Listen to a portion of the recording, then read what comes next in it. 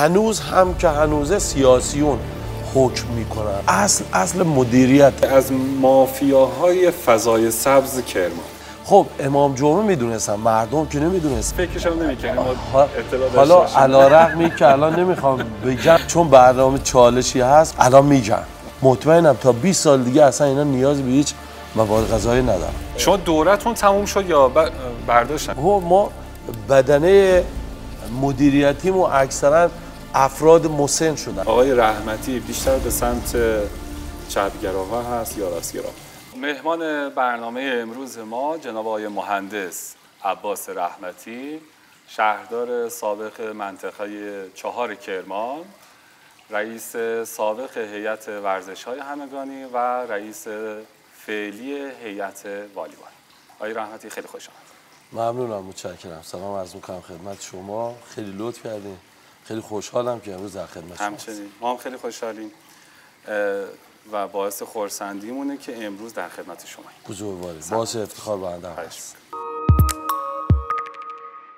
ما بریم سر اصل مطلب. شهردار منطقه 4 کرمان. درست. یه توضیحاتی بفرمایید چی شد که شما اصلا شدین شهردار و به سمت سیاست؟ گاهی اوقات یه اتفاقایی تو زندگی آدم میفته که اصلا خودش هم باورش نمیشه. من نه سیاسی بودم، نه پشتوانه سیاسی داشتم، نه بگم که مثلا پدرم، عموم یه خانواده داشتم که پشتیبان من بودن. نه، من به دلیل اینکه من تخصصم فضای سبز گل و گیاه بود توی مقطعی شدم دهیار حاجی آباد. حاجی آباد بعد از پل راه آهن تو بلوار شهید صدوقی و اونجا کارم خوب بود. کارم که خوب نشون دادم و علاقه‌ای که داشتم به کارهای اجرایی، خب از طرف بخشدار بخش مرکزی من تو چشم قرار گرفتم و به من پیشنهاد دادن که بیاد شهردار باقیم بشم. بله. خب من یه چیز اولوش 3 سالم شهردار باقیم بودم. بله. خب خوشبختانه اونجا هم یه سری کارهای خوب انجام دادیم و شهردار تایمی که ما بودیم سال 86 آقای مهندس سیف‌اللهی بودن. ایشون تایم قبلیش به عنوان رئیس اداره جهاد کشاورزی بودن. خب میومدن سر میزدن به شهرهای دور اطراف و باقینم میدیدن و کارهای منم خب قطعا تو چشمشون اومده بود، تو ذهنشون بود. منم اصلا خبر نداشتم از هیچ. زمانی که شهرداری باقینی که من دادم تحویل، بعد تو همون جلسه تحویل که ما بودیم دوستانمون که از شورای شهر کرمان اومده بودن از من خواستن که شما بیاین تا شهرداری کرمان کارتون داریم. من اصلا فکر نمی‌کردم. گفتن حتما مثلا میخوام برم تو شهرداری کرمان تو قسمت‌های مثلا فضای سبز اینا کمک بدم توی حروف. این نمیدونستم من به عنوان شهردار منطقه 4 انتخاب شدم، چون من خب بچه همون منطقه 4 هم بودم. خب تخصص شهرداری که داشتم. حالا بعد فکر می‌کنم جای متفاوت تر از منطقه های دیگه هم هست. آره. چون منطقه تاریخی کرمان هم توی منطقه 4 بود. البته اون زمان یه مقدارش تو منطقه ما بود. آره. ولی پرچالش ترین منطقه 4 بود. و شاید ترس نداشتین از اینکه برین جایی که من ببین عشق به کار داشتم. خیلی دوست داشتم که یه سری کارهای اجرایی رو انجام بدم و اصلا مشکلات نمیدیدم. اصلا تو کارهای شخصی من هم اینجوریم. تو همه کارا من اصلا اون مشکلات خیلی بزرگشون نمیکنم. من اون پتانسیل‌ها رو میدیدم و خوشبختانه اینکه یهویی به شما پیشنهاد داده شد و تصور ذهنی خودتون به گفته خودتون هم نداشتین، فکر نمی‌کردین بدون برنامه شاید نتونید کمک کنید به شهرداری؟ ببینید بدون برنامه نبودم. یه دفعه من که آوردن خب شهردار منو میشناخت. من یه شخصی بودم که هم 3 سال کار شهرداری کردم، هم این که یه تخصص خاص شهری رو دارم که همون فضای سبز. بله. و فکر میکنم از همه بیشتر اون جسارت منو دوست داشت، اون انگیزه منو دوست داشت که این که تخصص فقط توی حوزه فضای سبز بود کافی بود؟ نه ببینید من دارم میگم 3 سال من تو حوزه شهرداری. خب شهرداری بودین. خب به هر صورت یه سری کارهای اجرایی رو خلاصه بیسش رو یاد گرفته بودم دیگه. و من اگر مدیر خوبی بودم میتونستم از مهندسای خوبی در کنار خودم استفاده کنم تا بتونیم کار کنیم. اصل مدیریت. ببینید قرار نیست یه مدیر یه جای حتما تخصص اصلیش او باشه. اگه باشه خیلی بهتره، مخصوصا برای کارهای تخصصی تر. ببینید کار شهرداری کار چند جانبه هست. درست. فقط یه تخصص شما نباید داشته باشید. دقیقاً. شما باید خیلی تخصصا رو داشته باشید. من فکر میکنم برای شهرداری یه نفر یه مدیر با جربوزه میخواد، با انگیزه میخواد، بتونه طبع فکریشو ببره بالا و میتونه از مهندسای خیلی خوب، از متخصصای خیلی خوب بیاره در حوزه کاریش و پشتیبانی کنه از اون دوستان. من این کارو کردم. البته زمانی که من شهردار منطقه شاه شدم، خب نه تنها من خودم باورم نمیشد، خیلی از همون اعضای شهرداری کرمان هم باورشون نمیشد. به هر صورت خب گاهن در مقابل شما جبهه هم گرفتن. آدمای خیلی بزرگی رو ما داشتیم تو شهرداری، آدمای خیلی شاید لیاقتشون از منم بهتر بود. از بدنه خود شهرداری هم بودن. از بدنه خود شهرداری هم بودن و شاید هم برای منم گارد گرفتن، برای منم خط نشون کشیدن و زمانی شاید یا قطعا و قطعا خب این طبیعیه. ببین من بهشون حق میدم. این طبیعی بود. یه شخصی که اصلا نشناسن. خب بعد از مدیریت شما تو شهرداری منطقه 4 اینکه حالا اون افرادی گارد گرفته بودن یا جبهه گرفته بودن در مقابل مهندس عباس رحمتی، از کارهایی که شما کردن این نظرشون برگشت یا نه؟ دقیقاً برگشت. من با همه دوستان خب رفیق شدیم. از کلمه رفیق استفاده میکنم، واقعا رفیق شدیم چون روابط عمومیم خوبه.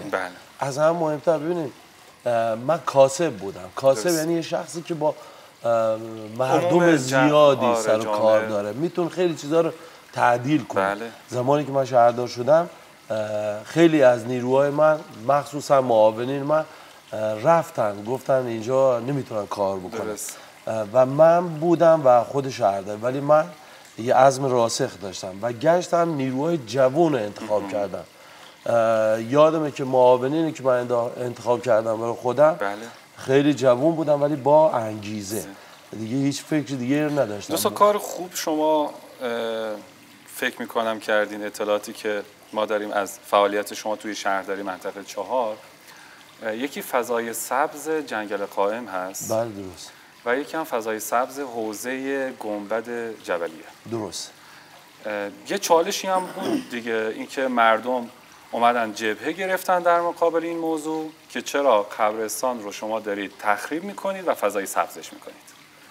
هنوز وقتی که یاد او خاطر میافتم بدنم میلرزه. فکرش هم نمیکنیم ما اطلاع داشته باشیم. حالا علیرغمی که الان نمیخوام بگم ولی چون برنامه چالشی هست و با اون رئیس رؤسام با همشون الان دوست هستم و 15 سال از اون موقع گذشته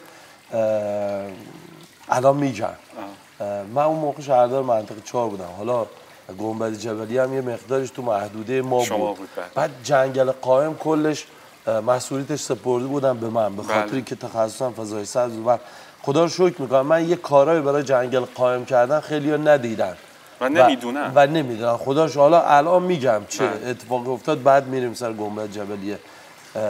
جنگل قائم ما اومدیم با اداره زندان‌ها قرارداد بستیم، یه تعداد زندانیایی که با کار بودن قرارداد بستیم، حدود فکر می‌کنم 200 نفر. ما ظرف مدت 1 ماه کل جنگل قائم هرس کردیم. هرسی که بعد از 60 سال 50 سال انجام نشده بود.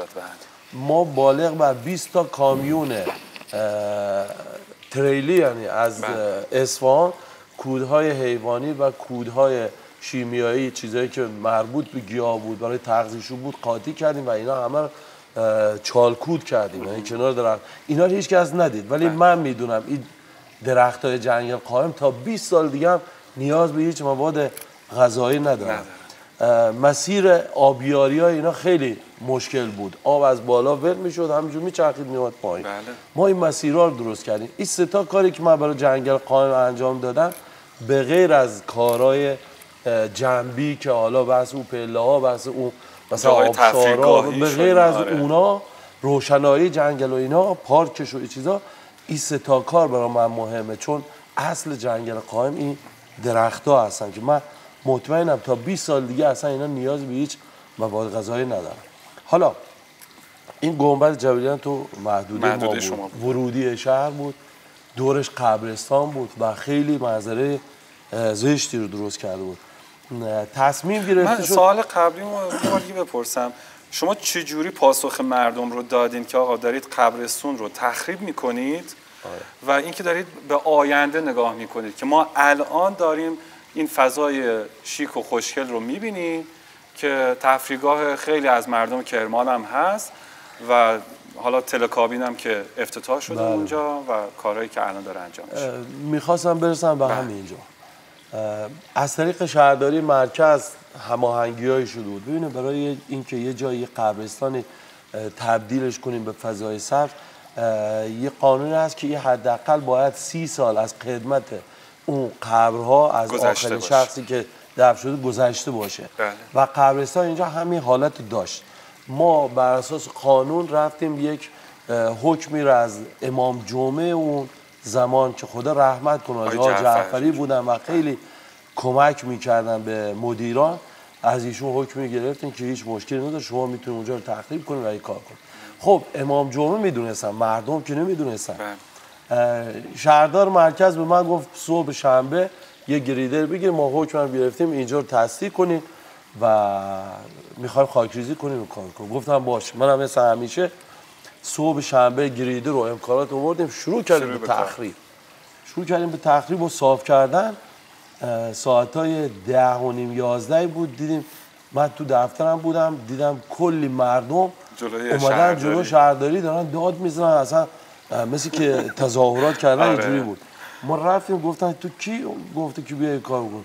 خب ما اومدیم زنگ زدیم به شهردار گوشیش خاموش بود. شهردار گوشیش در دسترس نبود. زنگ زدم به معاون شهردار، اوشون هم گوشیش در دسترس نبود. زنگ زدم به مسئول دفتر شهردار، گفتم آقای شهردار کجای من؟ به چالش خوردم. اونا عصر جمعه رفت بودن یه سفر خارجی. بله.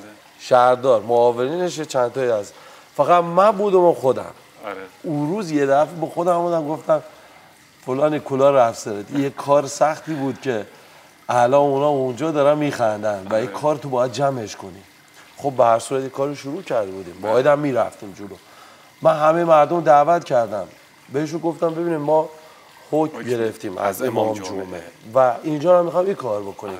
هیچ کارش هم شما نمیتونیم. چند نفر به من حمله کردن که زد و خورد بشه. حالا خدا رو شکر خب از وعده خودمون برمی اومدیم، ولی به هر صورت مردم بودن و ما باید براشون کار بکنیم. اونا حق داشتن. ازشون عذرخواهی کردم و دوباره براشون توضیح دادم. 3 روز ما درگیر این موضوع بودیم. کار متوقف شد. آره. و در نهایت گفتن هیچ کارش نمیشه کنیم. میخوام بیارم بکشیم اینجا باید فضای سبز بشه و برای شهرمون باید باشه. در نهایتی که 2 تا از مردم به عنوان نماینده اومدن پیش من و از من خواهش کردن، یه خواهش خاص، من اصلا تا حالا همچین چیزی به اصلا نمیدونستم. آره. گفتن که آقا ما میخوایم بعضی از بقایای اجساد ما از اینجا جمع کنیم ببریم یه جای دیگه. من گیج شدم، گفتم مگه میشه؟ گفتم بله ما میخوایم جابجا کنیم. من گفتم 2 روز بهتون مهلت میدم. گفتن نه 5 روز. گفتم 2 روز هم نه 1 روز. اگر بخواید. در نهایت 2 روز مهلت دادن. گفتم خب حالا میخوام بیام مثلا حالا سنگ گیر بردارم کنم. خدا روز بعد نده. من یه روز صبح ساعت 6 بود 6-7 بود داشتم از همونجا رد میشدم، دیدم کلی مردم اونجا دارن قبرار میکنن و پاچه های سفید استخونا رو در میوردن میذاشتن داخلی و جمع میکردن لا اله الا الله میگفتن و میبردن جاهای دیگه. خیلی برای من اصلا ندیده بودم همچین. و به قسمی شده بود که اینا زنگ میزدن، مثلا بعضی ها بچه هاشون آذربایجان بودن، اصفهان بودن، تهران بودن، زنگ میزدن که بیایم میخوای همچی کاری بکنه. همه اومده بودن کرمان که همچی کاری بکنه و حالا من نمیدونستم این کارشون درست هست یا نه. ولی این وسط شما فکرتون نرفت سر این قضیه که مثلا آقا شهردار حالا گوشیش در اساس نیست، دستوری که از طرف شهردار مرکز بوده و حالا با توجه به خواسته هم که مردم دارن و بیخیال این کار بشن، با توجه به اون صحنه هم که شما دیدین که آقا دارن استخوان‌های بله قبرهای خودشون رو برمیدارن میبرن. من این لحظه‌ای که الان هست و فضای سبز هست و زیبایی هست، من فقط اینو میدیدم. من لحظه شماری میکردم که اینجا صاف بشه، بچه‌ها بتونن خاک بریزن، بتونن مثلا فضای سبز ایجاد کنن ولی همچنان محکم سر باید میرفتیم، دیگه نمیشد، دیگه باید میرفتیم و 2 روز هم مهلت دادیم. خب خیلی اومدن استخونای رو جابجا می‌کردن و هنوز مهلت می‌خواستن و خب خلاصه من یه سری از احادیث، یه سری از کتاب‌های مختلف دینی رو، یه سری مطالب در آوردن، بهشون گفتن که کار شما اشتباه است، اصلا همچی چیزی رو نداریم. الان شما میدان مشتاقیه قبرستان بوده، این خیابان امام قبرستان بوده، خیلی جا قبرستان بود، خیابان خورشید قبرستان قدیمی است، الان تخریبش روش خونه هم ساختن. این قانون دنیا هست و خلاصه گذشت، به هر سختی بود گذشت و من شرایط بسیار سختی داشتم، شرایط بسیار سختی داشتم. خیلی به من توهین کردن، خیلی به من فحش دادن، ولی بعضی موقع همون آدما رو میبینن الان اومدن همونجا و فرش پهن کردن و با خانواده نشستن دارن لذت میبرن. این برای من خوب. شما بعد از شهرداری منطقه 4 یه مدت فاصله گرفتین تا اینکه رسیدین به ریاست هیئت ورزش‌های همگانی. نه، من همزمان با اینکه شهردار منطقه 4 بودم رئیس هیئت ورزش‌های همگانی هم شدم. و ببینید من یه نکته باید بگم، ببینید هنوز هم که هنوزه سیاسیون حکم میکنن، اونا برنامه میچینن. من سیاسی نبودم، برای چیدمان مدیران تو هیئت‌های ورزشی یا همه جا. نه حالا اون موقع من خیلی بحث سیاسی رو نداشتم، ولی من تبدیلم کردم به یه نیروی سیاسی. درست. نه که تبدیلم کنم، یعنی منو به صورت یه سیبل سیاسی گذاشتم. درست. خب من با انگیزه بودم، اون موقع جوان بودیم، جوان‌ترین شهردار من بودم. خب تو حوزه شهری داشتیم کار میکردیم، حالا شده هیئت همگانی.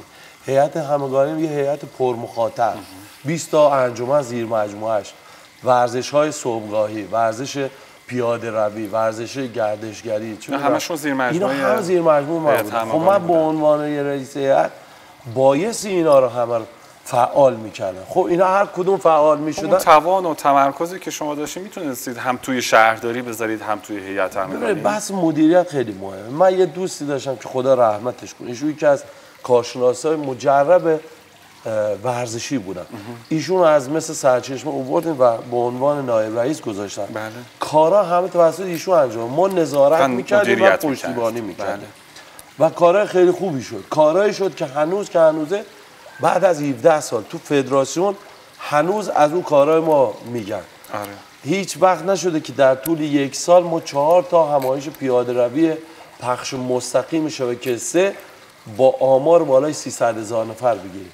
این اصلا یه رکورده. بله. که هنوز توی فدراسیون میگن و هنوز عکس‌ها اونجا هست. درست. ما ورزش‌های صبحگاهی رو از اون سال استارتش زدیم، فعال کردیم، کار کردیم و امروز داریم نتیجهش می‌بینیم. تو همه پارک‌های ما الان ورزش صبحگاهی داره انجام میشه. ما انجمن ورزشگری گردشگری داشتیم. چقدر خوب این فعال شد و ما کارهای زیادی در استان‌های دیگه، در شهرهای دیگه انجام میدادیم. بله. برای خردسالانمون یه برنامه انجام میدیم. من درست یادم ما یک همایشی به نام المپیک کوچولوها رو برگزار کردیم با حضور 3300 تا بچه 5 و 6 ساله. درست. و این اصلا در دنیا رکورد زد. در دنیا رکورد زد و از 5 تا شبکه‌های سراسری ما حتی شبکه جام جهانی اینا پخش شد و یه کار عجیبی بود. ببین این کارا رو ما انجام میدادیم. شهرداری هم بودیم. خب خبرنگاران هم دنبال خبرن. شبکه 1 می‌زدن می‌دیدن ورزش همگانی. شبکه 5 می‌زدن می‌دیدن شهردار منطقه 4 تو جنگل قائم داره یه کاری انجام. شبکه خبر می‌زدن می‌دیدن تیم مثلا ما یه تیمی داشتیم بردیم فرانسه، وجود قهرمان جهان شد اومد دیگه. همکارای من تو شهرداری هم میگفتن تو یه سر تو شبکه‌های تلویزیونی هستی. خب ما خیلی تو چشم اومدیم. کرمونی توی چشم اومدن هم گاهن ضربه میزنن. آره کرمونی مسئله دارن میگن چشم خوردیم. حالا این داستانش هم هست. من حق میدم به بزرگترم، حق میدم به سیاسیون. هر جا که میرفتیم اسم مهندس رحمتی بود. من نمیخواستم ولی کارهایی که انجام میدادیم اینجوری میشد. ورزشی‌ها اگر یه کاری داشتن یه همایشی داشتن میگفتن فقط بریم پیش مهندس رحمتی، او کمکمون میکنه. من مسابقات مردان آهنین تو کرمان برگزار کردم به بهترین وجه. مسابقات کنفور تو کنار جنگل قائم برگزار کردیم. همه کارهای ورزشی رو برگزار میکردیم. بچهای هنری میخواستن یه کاری بکنن میومدن پیش ما میگفتن تنها کسی که پشتیبانی میکنه خب ما بود. مسابقات عکس موبایلی رو اولین مرتبه ما انجام دادیم، چه استقبال خوبی شد و هنوز بچه‌ها تعریفش میکنن. این سمتی که شما تو شهرداری داشتین کار رو آسان‌تر نمی‌کرد برای هیئت همگانی؟ یعنی اگر جناب مهندس رحمتی صرفاً رئیس هیئت همگانی بود و یک شخص دیگه‌ای به عنوان شهردار منطقه 4، آیا همین کارها هم توی هیئت همگانی انجام می‌شد؟ دقیقاً همین کارا اونجا هم انجام می‌شد. ما مدیر داشتیم، نیرو چیده بودن. ببینید من الان بخش خصوصی هم هستم. حالا یه کار خصوصی دارم. من منظورم اینه که شما اونجا دیگه دستتون باز بود. بله. خیلی از کار تصمیمایی که دیگه شما میگرفتین دیگه نیاز نبود تاییدیه یک نفر دیگه رو هم بگیرید. ببینید اصلا ورزش‌های همگانی مربوط به شهرداری‌ها میشن. بله. مربوط به شهرداری‌ها میشن. خب حالا من خودم ورزشی، دیدگاه ورزشی هم دارم. شهردارم هستم. خب این لوکیشن جنگل قائم تو محدوده شهری خودم هست. نیروها هم چیدیم. ما هیچ نیازی هم به پول شهرداری یا امکانات شهرداری هم نداشتیم. خود بچه‌ها کار انجام، اصلا شهر خودش امکانات داشت. بله. نیازی به چیزی نبود و این کار داشت انجام. من فقط پشتیبانی میکردم و اینا هیچ رشد میکرد. شما در اون سال روحیه مردم بیشتر شاد بود به خاطر که ما تو جنگل قائم بروبر همش برای مردم کار انجام میدادیم. بچه‌های کوچه بزرگترا برای همه برنامه داشتیم. الان هم خوشبختانه همه دارن همون کارا انجام میشه حالا اینور اونور، ولی به هر صورت اون موقع کار شهرداری منطقه 4 کار هیئت همگانی دوتا با هم شدن. بله. و من دیگه شدم سیاسیون دیدن که آقا این داره برد میشه. در هر محفلی می‌نشستیم از مهندس رحمتی صحبت میشد. جلساتی که ما میرفتیم با شهردار مرکز، با معاونین شهردار، با اعضای شورای شهر میرفتیم برای افتتاحیه جای. هیچ کس اونا رو نمیشناخت. فقط مهندس رحمتی میشناختم. ببین من حق میدم به بزرگتران خودم. همینجا ازشون عذرخواهی میکنم. شاید من می‌خواستم یک کم یواش‌تر برم ولی چیکار کنم؟ خبرنگارا هم میومدن پیش من سعی میکردم خب به هر صورت پرستیژ یه مدیر داشته باشم، لباس خوب بپوشم، درست با مردم برخورد بکنم، خوب صحبت کنیم، با هیچ کس بد تا نمی‌کردیم. خب خبرنگار میومدن با من. چون حرف از سیاست شد، سلیقه شخصی آقای رحمتی بیشتر به سمت چپگراها هست یا راستگرا؟ باورتون میشه من اصلا نمیدونستم چپی‌ها کیا هستن، نمیدونستم راستی‌ها. یه خاطره براتون تعریف میکنم. همون زمان توی مسجد ما دعوت بودیم، یه برنامه بود، یه همایشی بود، منم دعوت بودم. من رفتم تو اون مجلس دیدم یه صندلی خالی هست. من رفتم نشستم رو همون صندلی. درست. کناری من نماینده مجلس بود، حالا اسمشو نمیبرم، ایشون راستی بود به حساب. به حساب دوستان میگن راستی. خب من زمانی بودم که شهردارمون و اونا همه میگفتن اونا چپی هم. خب وقتی اونا چپی هم منو گذاشتن شهردار یعنی منم چپی هم. من ولی اصلا همین الان هم نمیدونم چپی ها چیه راستی ها چیه. بعد ما نشستیم کنار ایشون. درست یادم درست بعدش آی دکتر زاهدی. نه اون زمان اونا نبودن، اون زمان کسایی دی بودن. آی کرمی. استراری بهتره. دو سه روز بعدش تو شهرداری حراست ما اومد اونجا همینجور سری زد و میدونستم هیچ کاری نبوده چیزی، همینجور نشست به صحبت و اینا. در نهایت گفت تو میری تو مجلس میری کنار راستی ها میشینی. من گفتم یعنی چی راستی ها؟ گفتم خب صندلی خالی بود من نشستم. مثلا تا این حد اصلا خوب نیست. من همین الانم مخالف این کارم. همین بحث چپی و راستی شده که ما پیشرفت نمی‌کنیم.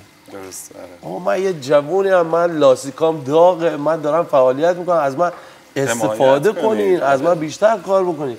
نه منو ببرین تو چپ و تو راست و تو این ور اون ور. خودتون بالا هستین هر کاری میخواین انجام بدین، ولی نیروها رو دیگه این کار نکنین. و از این داستانا بود، ولی من نه چپی بودم نه راستی. خب من عشق کار داشتم، من اینقدر تر داشتم، از صبح تا شب من یک سر تر پیاده میکردیم. یعنی باورتون نمیشه ما همیشه دنبال یه کار جدید بودم. اصلا وقت سرخاروندن و جالبه من میدونستم من ور میدارم، چون با این کارهایی که میکردیم. از توی شهرداری مطمئن بودم.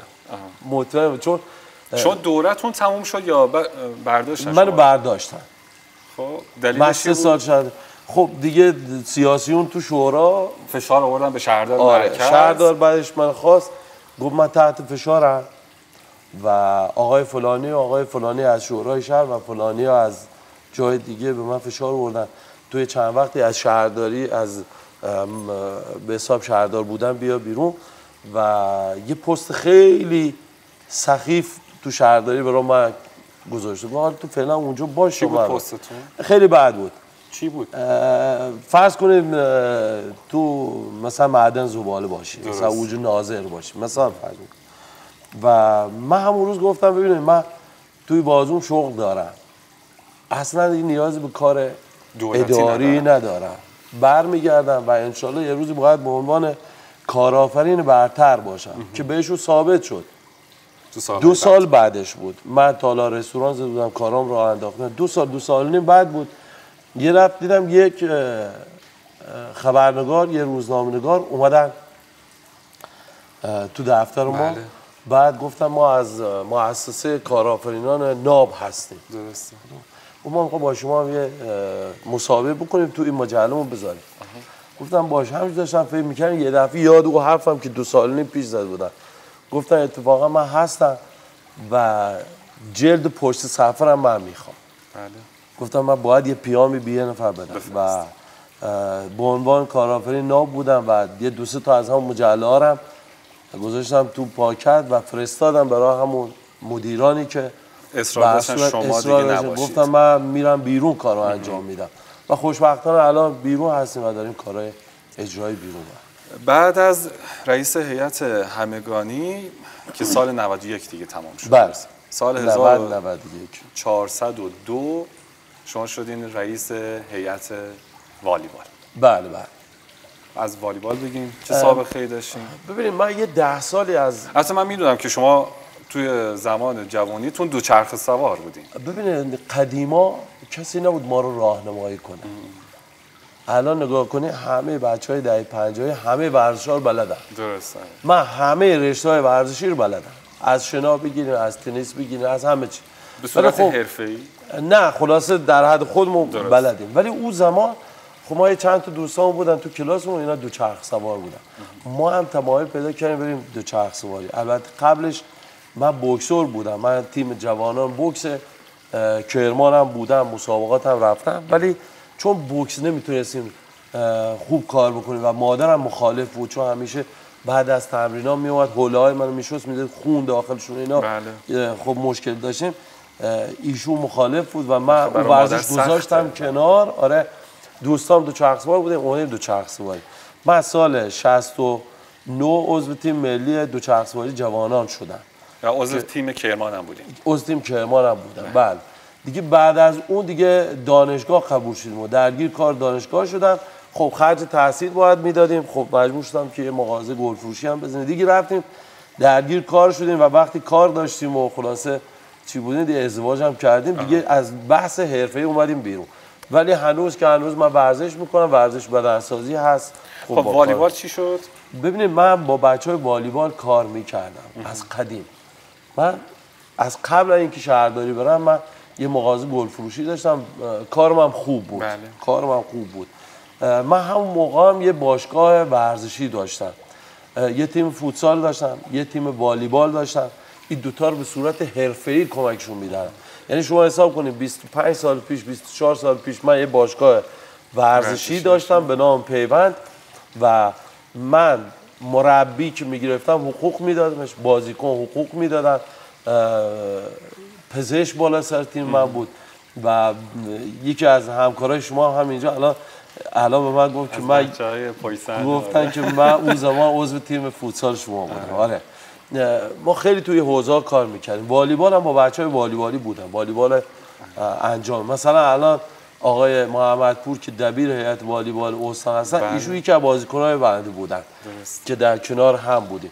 اون زمان من کار والیبال هم میکردم، ولی بعد از 7-8 سالی که از ورزش جدا بودم و کارهای شخصی اینا انجام میدم، دوباره تصمیم گرفتم که بیام تو کار ورزش دوباره یه مقدار کمک کنی، چون میدیدم که میتونم خیلی کارا رو انجام بدم و خب رشته‌های مختلفی به من پیشنهاد شد. ببینه من مدیرم، یه مدیر چه اقتصادی چه اجرایی چه ورزشی خب میره برای خودش برنامه داره، برای خودش چارت بندی داره و میتونه کار بکنه. ما مشکلمون توی جامعه مدیر نداریم. درست. من الان همین فردا بگن شما بشین رئیس هیئت چه میدونم گلف، رئیس هیئت تنیس رو میز، رئیس هیئت فلان، من دوباره میرم با تحقیق و با چی دوباره برنامه‌ریزی میکنم و برای خودم اهداف باید کار بکنم. من همیشه باید.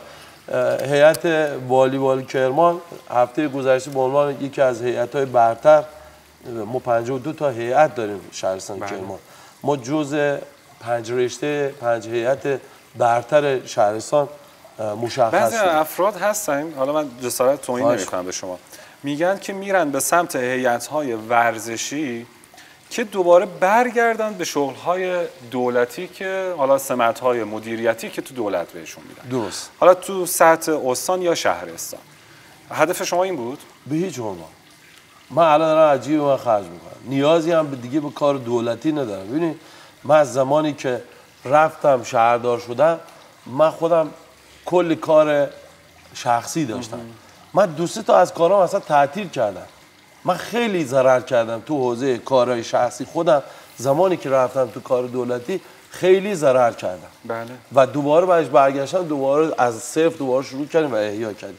به هیچ عنوان. من الان خب یه کار دیگه که انجام میدم، من ایرانگرد هستم، دارم یک کتاب درباره جاذبه‌های گردشگری ایران می‌نویسم و تصمیم دارم کل ایران رو بگردیم و اگر بخوام ایرانگرد باشم دیگه وقتی ندارم برای اون کارم. ولی کارهای شخصی خودم 2 تا کار شخصی هم دارم، همه دارن کارشون رو انجام میدن. بچه‌ها کار ورزشی چون عشق دارم، چون علاقه دارم. شما یه علاقه به شدت زیادی هم به بلاگری دارین. بلاگری شما پیج اینستاگرام شما رو یه مدت دنبال می‌کردیم از سفرهای متفاوت، یا میایین قشنگ میشین جلوی دوربین از خاطرات خودتون میگین. ببین من بلاگر نیستم ولی خب دوست دارم، من حقیقتا رو میگم. اسم کلمه بلاگر که میشنوم گاهی اوقات من میبینم اینا حقیقتا رو نمیگن، تبلیغ یه کارایی رو میکنن که اونی باید باشه نیست. ولی من حقیقت رو میگم. من به هر صورت الان از 52 سال تجربیات زیادی در حوزه شهرداری، هم مدیر دولتی بودم، هم مدیر شخصی بودم، هم ورزشی بودم، هم اجتماعی بودم، هنری بودم. خب من کارهای مختلفی تجربه کردم.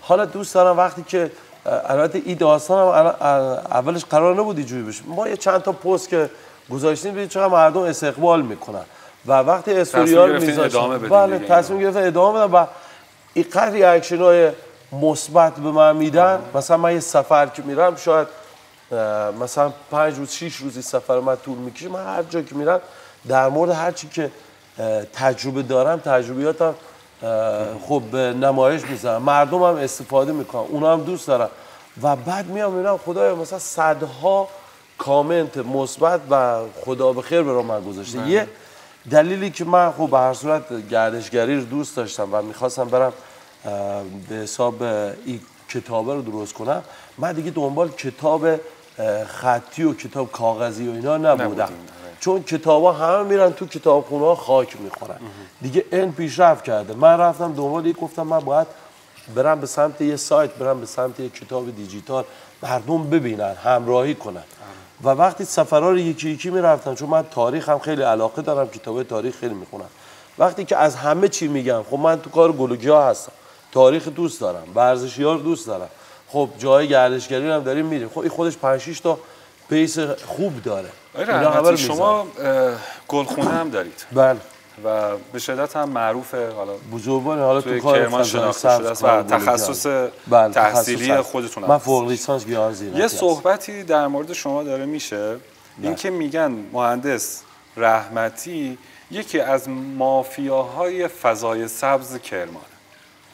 یعنی شهرداری ها اگر قرار هستش جایی رو فضای سبز استفاده کنن، عباس رحمتی اونجا ورود پیدا کرد. هیچ عنوان. یعنی شما فضای سبز شهرداری رو اصلا گلوگی هاشو نمیدین؟ به هیچ عنوان. به هیچ عنوان. شهرداری کرمان، البته یه نقدی من دارم بهش، من نمیگم از من بگیرن، از جایی هم که میرن بگیرن، از جای خوبش برن بگیرن، اصلا به هیچ عنوان از ما که نمیگیرن، از خارج از استان میرن میخرن. و داستان این داستان ها زمان پیش اومد که من یه 2 3 سال پیش فضای سبز شهرداری کرمان خب گذاشتم به مناقصه.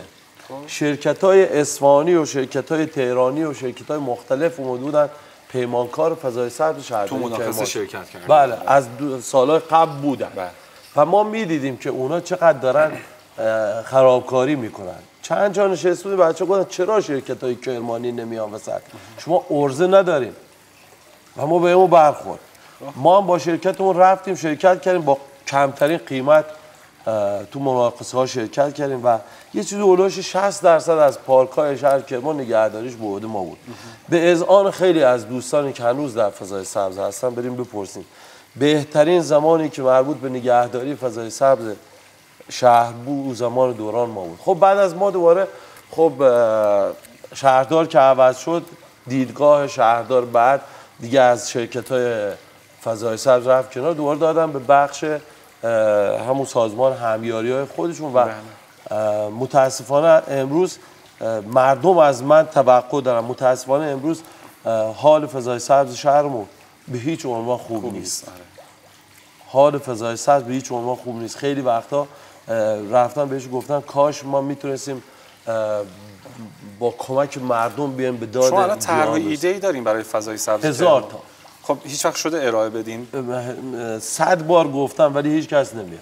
همین کلمه‌ای که میبریم، ببینید ما کرمونی‌ها یه عادت بدی داریم یا شاید بگم یه اخلاق بدی داریم. اگر یه نفر خود کرمونی باشه، تخصصی توی کار داشته باشه، نه بگم حوزه فضای سبز، شما در همه حوزه‌ها اگر یه نفر کرمونی باشه، مردم کرمان خیلی دوست ندارن برن اونجا و چشم دید یا ندارن یا نمیخوان او پیشرفت کنه. ولی حالا شما فرض کن مثلا یه نفر با یه لهجه تهرانی باشه، یه نفر با یه شهر استان دیگه با یه لهجه دیگه باشه، همه میگن بریم پیش همون. درست. متوجه؟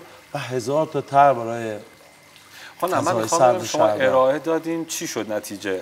توجه نکردن یا اینکه دوست ندارن توجه ما شهرداری‌های خارج از استان قرارداد داریم، شرکت‌های فولاد خارج از استان قرارداد داریم، شهرداری‌های دور اطراف قرارداد داریم به عنوان مشاور.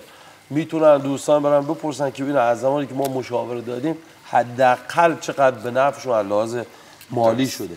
ولی خب شهرداری کرمان هنوز خیلی تمایلی نداشتن، ولی تازگی‌ها بعضی از دوستان خب به هر صورت لطف داشتن و منم عزمم جذب کردم که هر کمکی که بتونم برای فضای سبز شهر داشته باشم. ببینید به هر صورت اگر یه نفر مخابراتچی باشه، مردم کرمان ازش توقع دارن، میگن آقا چرا وضع مثلا مخابرات خرابه، ما از شما توقع داریم که تخصصت اینه ای کار بکنی. یه نفر عمرانی میگه ما از شما تخصصت اینه، از منم که تخصصم این کار هست. مردم توقع دارن که چرا ما فضای سبزمون خوب نیست. بارها مردم از من میپرسن چرا ما فضای سبزمون خوب نیست نسبت به شهرهای دیگه. خب منم دارم شهرهای دیگه میرم میبینم، ولی خب حالا میدونم مشکلات هم دارن، بچهای فضای سبز مشکلات دارن، مشکلات عدیده هم دارن، ولی همین مشکلات هم قابل حله. البته اگر که یه عزم جدی باشه، البته اگر بیان از متخصص‌ها استفاده بکنن، نیان همه رو بزنن کنار. متخصص‌ها فقط اونا فکر میکنن اساتید دانشگاه هستن. اساتید دانشگاه من قبولشو دارم، تو حوزه خودشو برای درس دادن خوبن، ولی منی که آقا 27 ساله اصلا تجربه علمی و عملی خیلی فرق میکنه. بعد من اصلا تمام گیاهایی که میارم همه از ما میخرن، جاهای مختلف میخوام بکارم. من میدونم کدوم جا کدوم شهر چه اقلیمی داره، این گیاه به درد کجا میخوره. درست. ولی خب از اساتید دانشگاه میپرسن، اساتید دانشگاه علیرغمی که بهشون احترام میذارن ولی خب اونا بیشتر کار تئوری کردن، تو کتابا خوندن. تو کتاب ما یه سری گیاهانی که داریم تو کتاب بخونید دقیقاً اینا خوبه برای کرمان. درست. ولی من میگم به هیچ عنوان اینا به در کرمان نمیخوره. چون ببین من تخصصش داشتم، عملیش هم کار کردیم، کاشتیم، چند بار خوش کردیم. میگم آقا این نمیشه.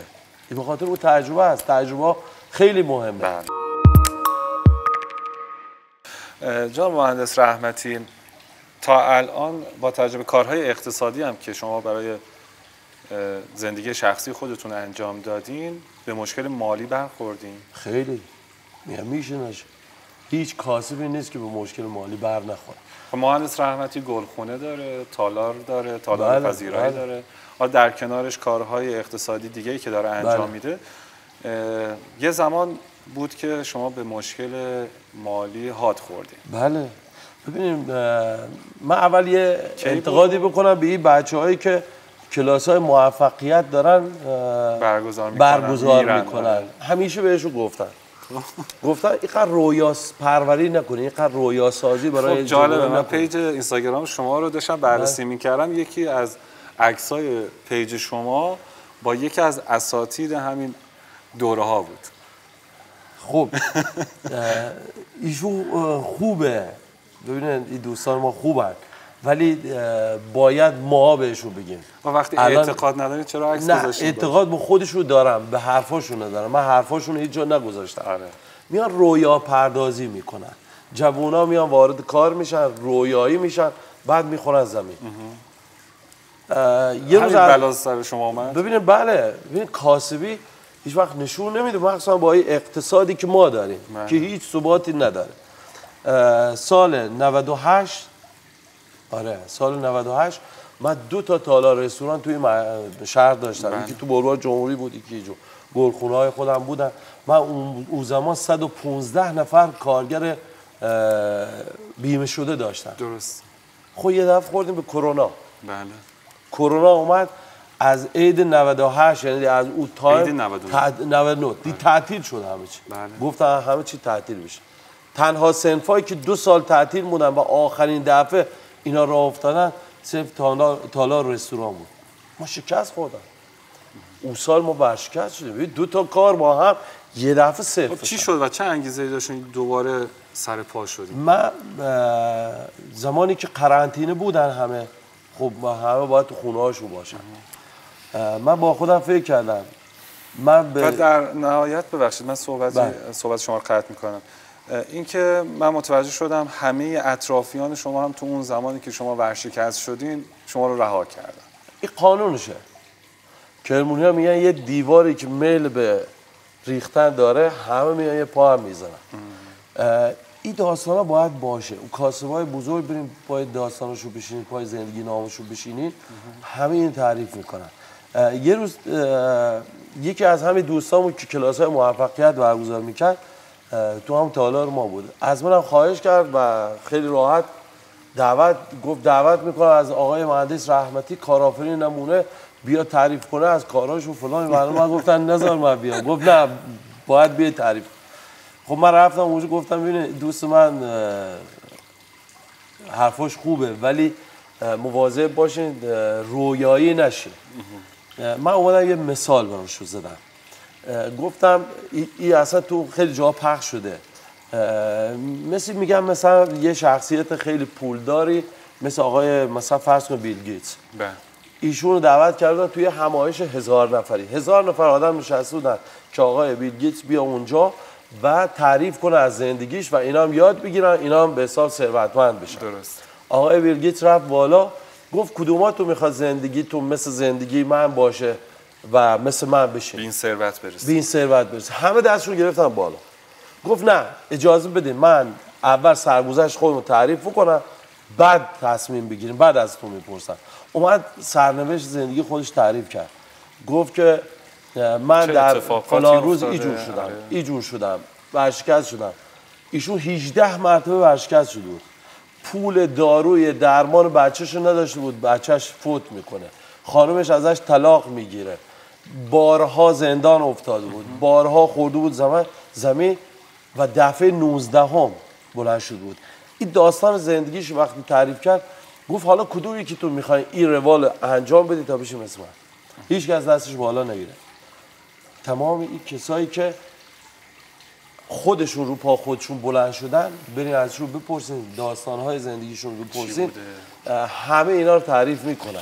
میگن که بله یک کسای خب یه املاکی از جدشون بهشون رسیده، پولی از ارثیه بهشون رسیده باشه که دارن یه کارهای انجام میدن، ولی اونایی که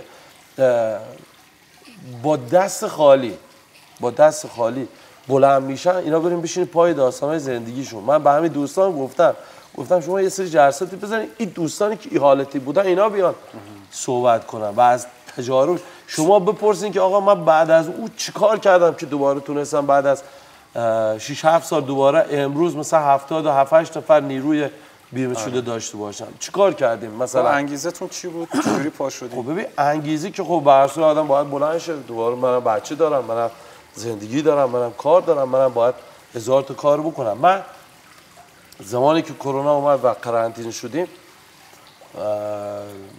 من به کرونا میگم عالی جناب کرونا، چون کرونا اومد ساختار شکنی کرد. کرونا اومد خیلی درس ها رو به خیلی درس داد.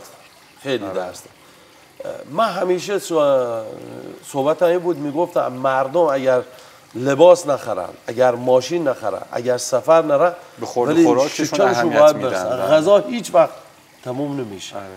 تنها چیزی که به مشکل برخورد غذا بود، رستوران‌های ما بودن. پوشاکی‌ها بعد از 3-4 ماه باز کردن، به صورت آنلاین دادن. ماسک می‌زدن می‌فروختن. چه می‌دونم اونایی که سوپرمارکت داشتن همه باز بودن، ولی مایی که غذا باید میدادیم تا 2 سال دولت اجازه نداد ما باز کنیم و ما ورشکست شدیم. همینجوری انتقادی بکنن از دولت. اون زمان همش تو تلویزیون میگفتن که اداره دارایی و مالیات برای کسایی که آسیب دیده از کرونا هستن، برای اصنافی که آسیب دیده از کرونا هستن این بخشیش‌ها داره، اداره بیمه این کار میکنه، اونا اون کار میکنن.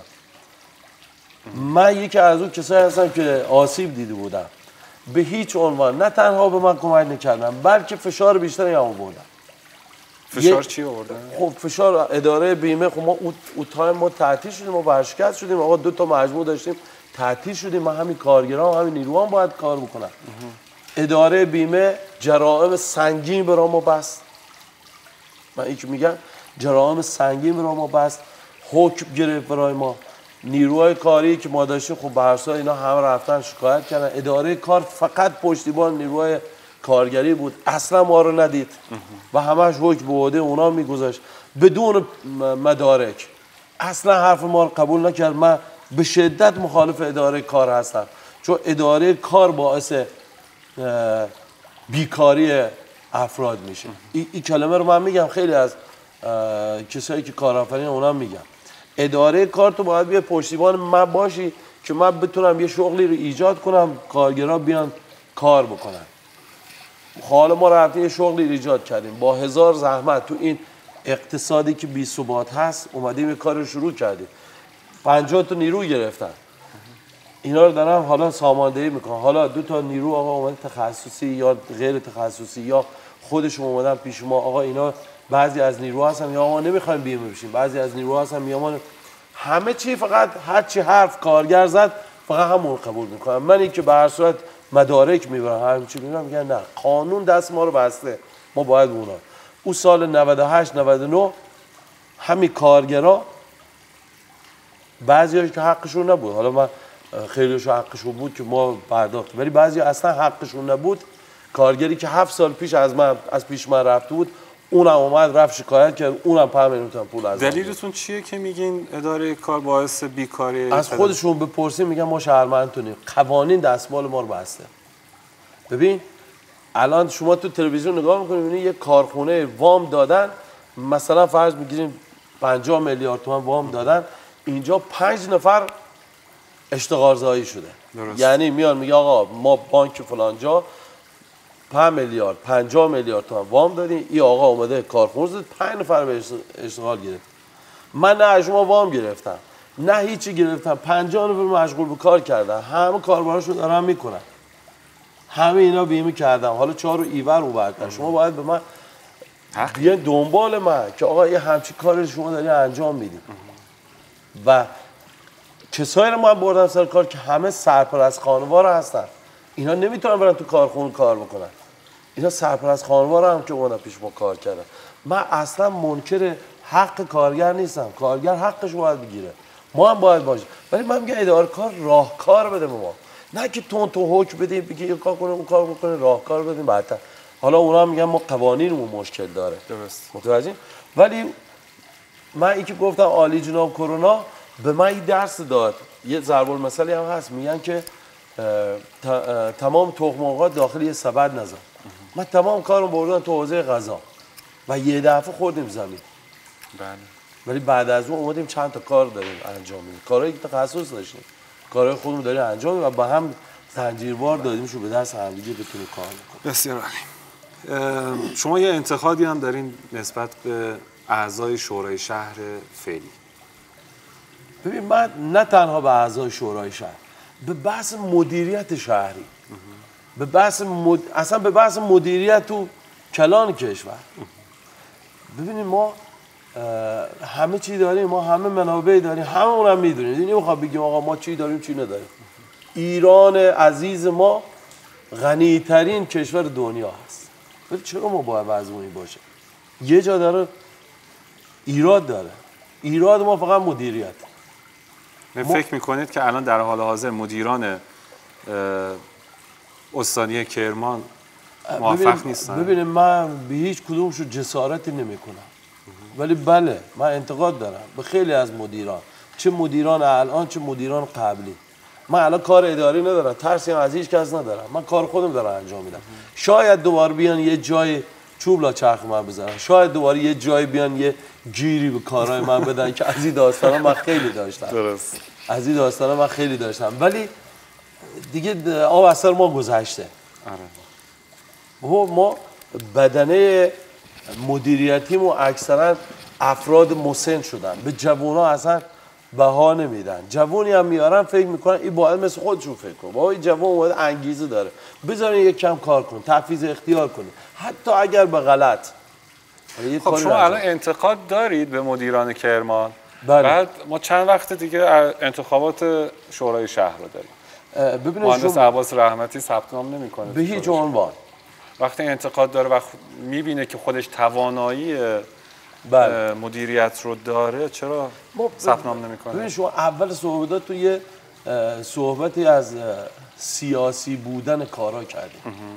متاسفانه این یک سرطان هست توی ایران، سیاسی بودن.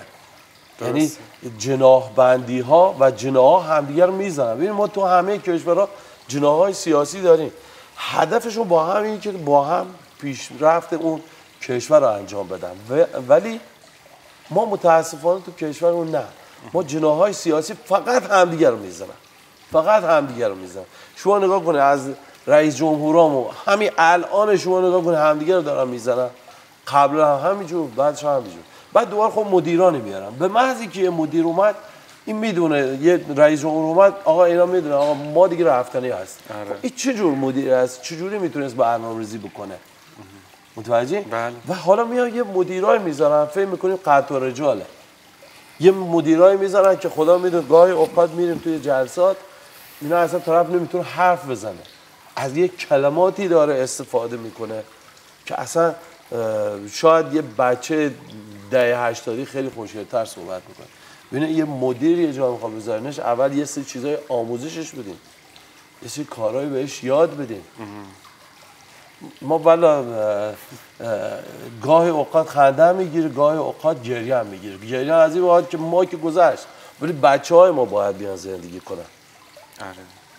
تو بحث انتخاب مدیران بحث‌های سیاسی میاد وسط و یه افرادی رو میذارن بدون تخصص، بدون رزومه، بدون اینکه آقا اینا مدیریتی کرده باشن.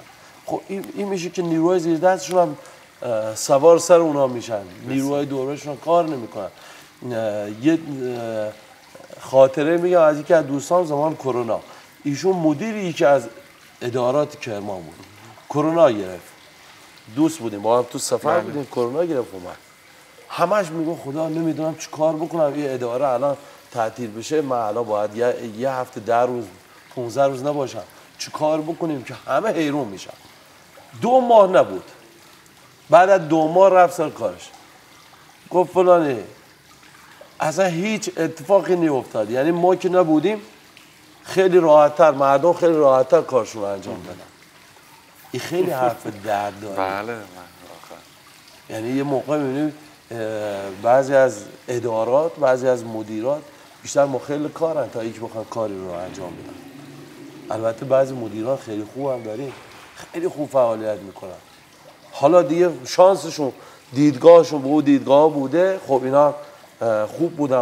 من تقدیر میکنم از بعضی از مدیران، ولی تعدادشون کمه. آره تعداد کم، ولی باید روش کار آقای رحمتی صحبتی دارید که قرار بود بگین و نگفتین؟ من از شما تشکر میکنم که به هر صورت ما امروز تونستیم آزادانه صحبت کنیم، چون بعضی جاها که میریم میگن آقا فقط در این حوزه صحبت کنیم، در مورد فلانی صحبت نکنیم، در مورد فلانی صحبت نکنیم. ما امروز آزادانه صحبت کردیم، البته ما به هیچ کس جسارت نکردیم، ولی خب حالا درد دل کردیم. اونایی با پوت که زدیم، اونایی که نه اونایی که باید میدونستن خب دونستن که چه جوری بوده. همینجا هم عذرخواهی میکنم اگر که جسارتی شده. به هر صورت همه مدیرای ما معلم من بودن، ازشون چیز یاد گرفتن. حالا اگر یه کار منفی در مورد من انجام دادم، خب اینم خوب بوده، من مثبتش میکنم، میشه درست. اونها هم که کار مثبت یاد ما دادم که بازم خدا خیرشو بده. به هر صورت اینا معلمای روزگار من بودن که ما تونستیم امروز تجربه کسب کنیم، بتونیم کار بکنیم.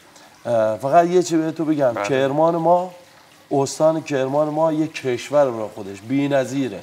ما همه چی داریم ولی دیده نشده و یه ظرفیت‌های خاصی رو داره و هیچ کس نیست از بیرون بخواد بیاد کرمان ما رو آباد کنه.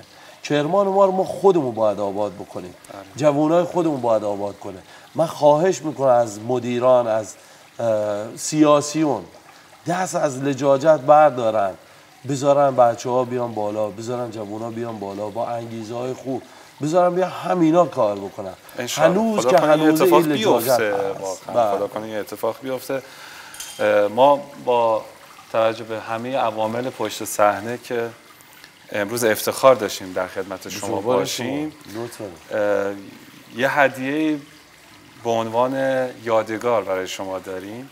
امیدوارم که این هدیه رو شما یه جای قشنگ و زیبا بذاریدش و همیشه به خوبی ازش یاد کنید. باعث افتخاره. یه کار خیلی با کلاس خوبی رو شما انجام دادید. یه کار تک من میبینم، یه کاری در حد شبکه 3، در حد شبکه‌های ملی شما دارین تو کرمان انجام و من بهتون تبریک میگم. دست شما در نکنه. خیلی لطفا. سلامت باشید. خواهش میکنم.